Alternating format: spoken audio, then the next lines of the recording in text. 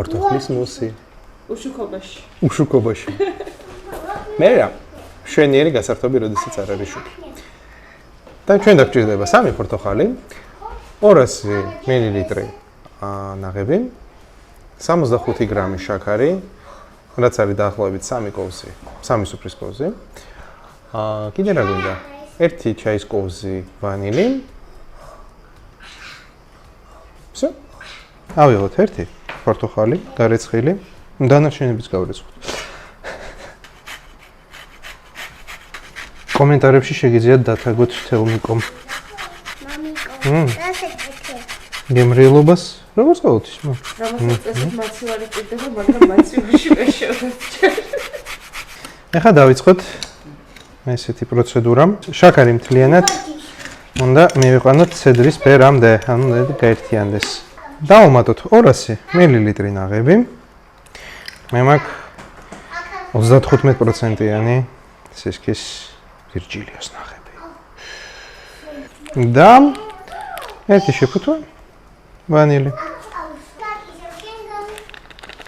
2 პორტოხალს შუაზე გავჭრით და თითო ნახევრიდან ამოვიღებთ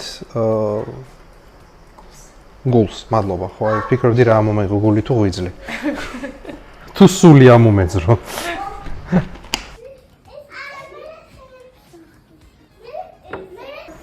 და პოცეცხზე მიყვავს ადუღებამდე, თან სულ ვურავთ. ალბათ უკვე ჯობია კოვზით. როგორც კი დაიწყებს წამოდუღებას, ეგრევე ჩავასხავთ 65 მილილიტრ იგივე პორტოხლის წვენს, ამას. ესეთი ყავის ჭიქა 3/4. აი, წამოდუღდა თუ არა, ეგრევე ვასხავთ პორტოხლის წვენს. ეგრევე მოურავთ 1-2 და ვთიშავთ. გადავასხავთ ეს საცერში.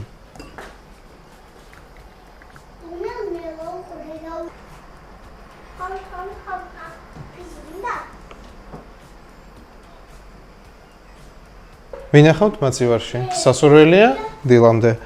ნუ ვისაც ძლიერი მაცივარი აქვს, 6 საათიც შეიძლება იყოს. ვაცადოთ გაცივება.